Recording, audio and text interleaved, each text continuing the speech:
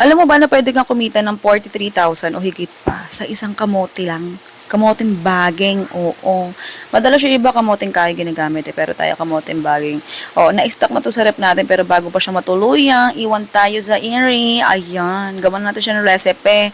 Oo, ayan, habang binabalatan, hinuhugasan natin at hiwain yung ating kamote ay comment ka naman sa baba kung taga saan ka. Malam mo, ikaw na yung susunod natin na mabigyan ng electric hand mixer. Oo. Okay, next niyan, pagtapos natin siyang hugasan at chop-chopin yung mga sumpa. Ayan, hiniwa natin siya ng mga cubes.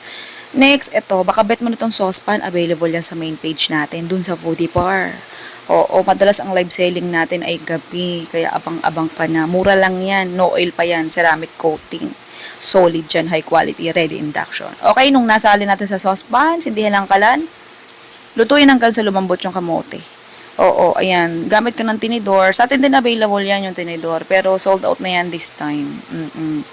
Yan, hanguin mo na pag malambot na ng bongga. As in, sobrang lambot ha. Yun, nanggigigil ka talaga. Para pagka inano mo yan, pag dinudog mo, hindi ka mahihirapan. Oo. Yan, nung natanggal na natin yung tubig, tsaka natin durug-durugin ng bongga. O, diba? Yung silicone ladle na pinandudurog ko, available yan dun din mismo sa main page natin, dun sa Foodie Par. Oo. Kaya kung bet mo, order ka na. Hiwain ng cheese. Pahaba yung cheese, tas makakapal yung ginamit ko rito ha, kasi para mas daman-dama mo. Hindi kasi tayo gagamit dito na iba pang flavor, yan lang talaga as in. Oo, walang mga ibang chemicals na root ganon. Yan, next, yung ating gagamitin pang balot ay molo wrapper. Yan, lagay mo lang yung palaman, yung kamote, mash, at saka yung cheese. Yung pandikit natin tubig, ganun lang, o 'di ba?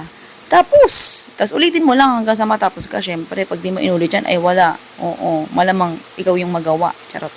Okay, next, nung na-plating na natin siya, kung gusto mo malaman kung magkano talaga, kung paano siya kitain, pwede mo i-forward na sa dulo yung pinakalista na recipe tsaka costing. Oo, salang tayo ng lutuan, deep frying pan. Marami tayong deep frying pan sa live selling natin. Pwede ka dun umorder kung bet mo. Oo, yan, lutuin mo lang siya hanggang sa mag golden brown. Depende sa'yo kung gusto mong pasunog na, pwede rin namang light golden brown lang. Gusto mo yung light lang, ganun. Oo, basta lutuin mo. Oo. Ayan, nung naluto na, hanguin natin. Tapos lutuin mo yung iba, syempre, para matapos ka. Ayan, pakita ko lang sa inyo kung anong itsura niya pagka, ayan, ay. So, kahit mainit. Oo, pakikita ko sa inyo. Tiis tayo, tiis.